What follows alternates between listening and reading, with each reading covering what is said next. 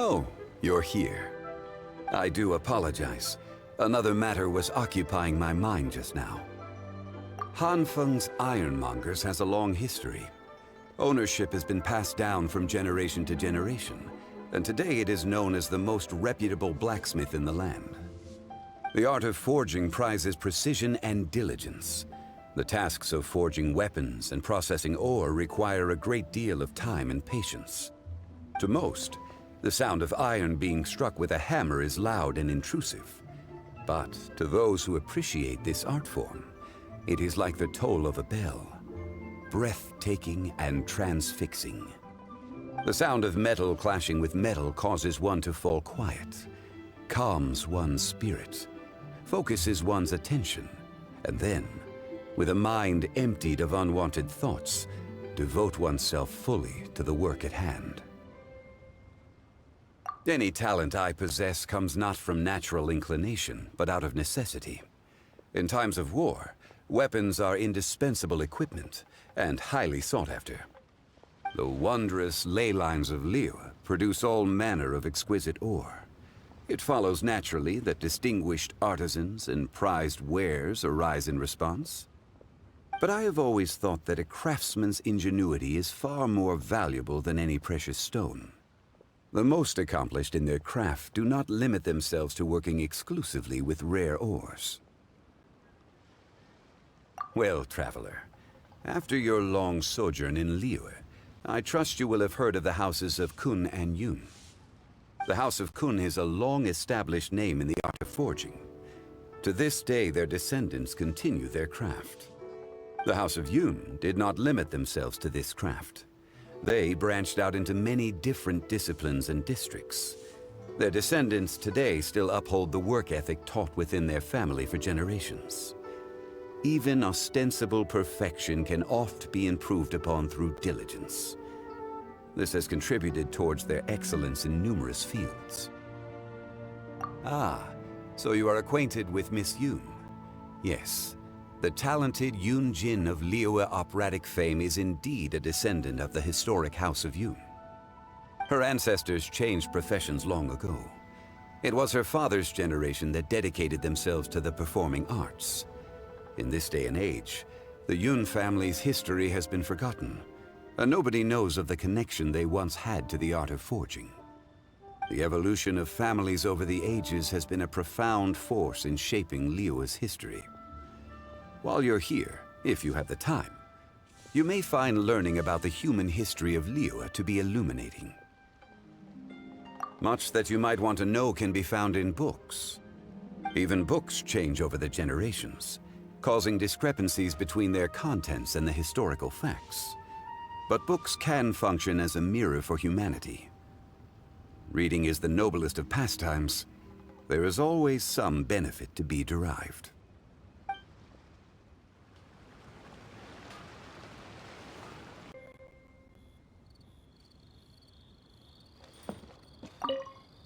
Ah, I wondered if I might run into you again. This makes the third day in a row. Perhaps it is fate rather than coincidence. Yes. After our conversation yesterday, I thought I might visit the book house and see what constitutes popular literature these days. Indeed. Traveler, do you know anything of the origins of books in Liyue? First, people ground wood into pulp to make paper. For ease of reading, they began binding sheets together to make what we now call books. Later, they developed movable type printing to improve the speed and quality of production. Eventually, the technology developed to the point where books like those we see here can easily be produced in great quantities.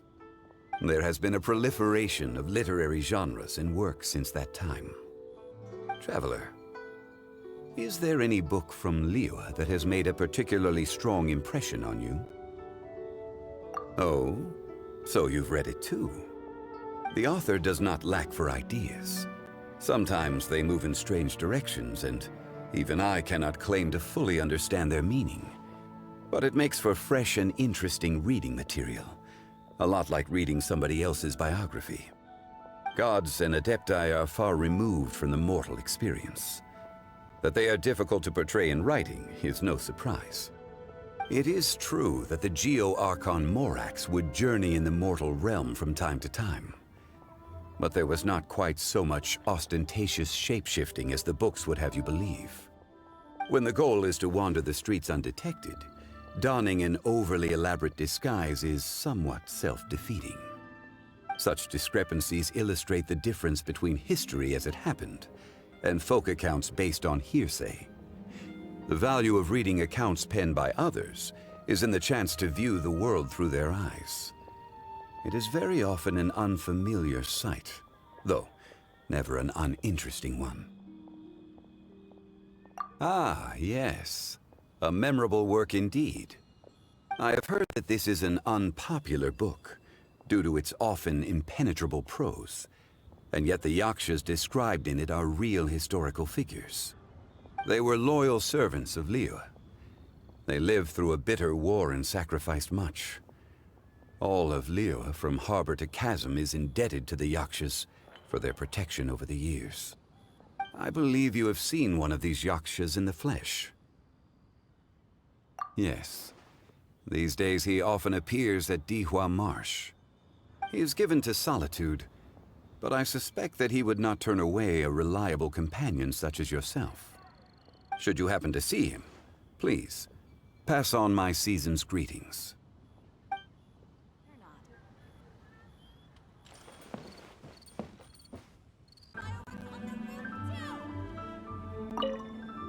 Where the clear blue water runs into the sky, and an ocean of silver grass stretches out before the eye. That was written about Dihua Marsh. From an altitude, the sight of reeds on the water rustling gently in the breeze is indeed a sight beautiful beyond compare. Wangshu Inn is located in the heart of Dihua Marsh and provides the finest in both food and scenery. It is no wonder that travelers are fond of staying here. But Wangshu Inn is no mere guest house.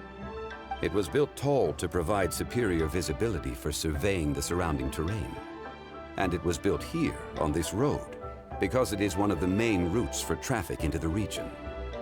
This is a strategic location that must be defended at all costs. Yes, that is one of the primary reasons that he frequents the inn. Looking southeast from here, one can see all the way to Guyun Stone Forest. With gods lying sealed beneath those rocks, the area is frequently afflicted with monster activity. Zhao often goes back and forth between here and Guyun. Being constantly on the move must be tiring for him. My purpose in coming here was to give him a few words of comfort, but to my surprise, I did not find him on the roof. Perhaps so. Nevertheless, this trip was by no means a waste. Besides, there shall be no shortage of opportunities to meet in the future. On the subject of Wangshu Inn, the chef here is highly talented. If I recall correctly, there was a cooking competition hosted in Liyue Harbor during the Moonchase Festival. This chef was selected to represent the Dihua Marsh region, entered the finals, and took second prize. Culinary excellence should always be shared far and wide. Being up so high reminds me of another lofty location. Yes, one that the Adepti once took control of, long ago. It then fell into disuse. Whether anyone tends to it these days, I do not know. All right then. That is where I shall go tomorrow.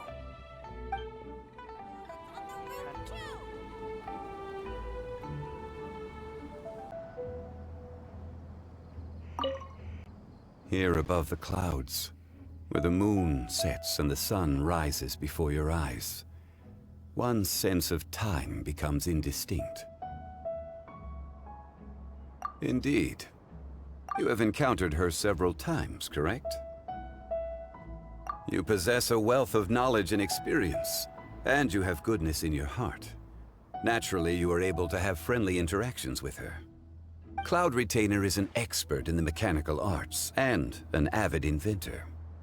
Generous and kind, honest and forthright. I treasure her as both a friend and teacher, the likes of whom are hard to come by. An old friend once said to me that if you ever have a question on the most trivial of affairs, 2 hours conversing with Cloud Retainer will leave you better informed than 3 days and nights talking to every soul in the harbor. Traveler, would you say you agree? Yes, Cloud Retainer does not waste words, but this is no bad thing. She may say that she prefers to keep her distance from the mortal realm, but in fact, she cares deeply for humanity. I believe I have gazed at the mountains long enough. Time for a change of scenery. Tomorrow. Yes. Perhaps I will head further north.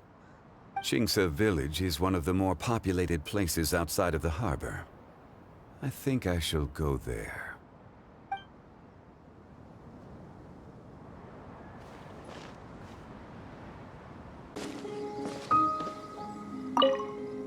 Compared to the constant hubbub of Liyue Harbor, it is far more serene here. It is a pleasant and leisurely atmosphere, not unfit for a festival. On the way over, I saw grandparents preparing meals, children learning to make Xiao lanterns. It was quite nostalgic for me. It took me back to the very earliest days of Liyue's history. Back then, most able-bodied adults were busy supporting the war effort or helping to build the city. Like now, the oldest and youngest supported each other, living humble lives. Indeed, their lives were not easy, but the people of Liyue have tenacity and optimism in their bones. They will never stop striving for progress, no matter how much destitution they face. In ancient times, Qingce village was once ravaged by the Che. It is now several thousand years since it was put to rest.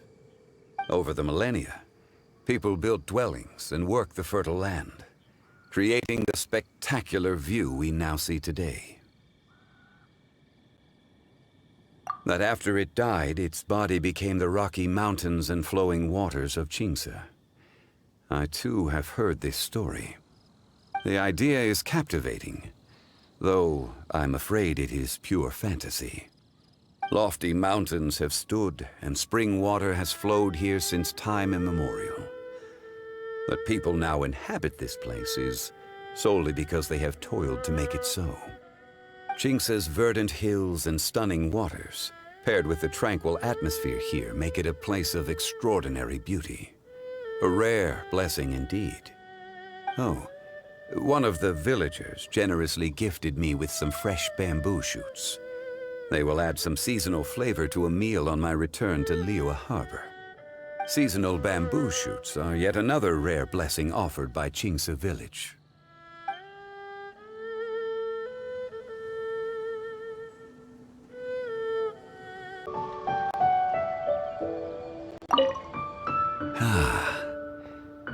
This year's Xiao lanterns and fireworks seem more exquisite than ever. Yes, after a most worthwhile journey. Had I not heeded your advice, I fear I may have missed out on the scenes I saw. Thank you, traveler. Liyue's beauty always gladdens my heart. There is everything from the graceful to the grandiose, from serenity to splendor. And the ways in which the sights of Liyue stir the heart, they must be seen to be experienced. The people of Liyue today are busier than ever before. Yet still, they head home when the festival season comes, no matter how long the journey takes, just for the chance to sit around the stove and share a joyful time with their loved ones.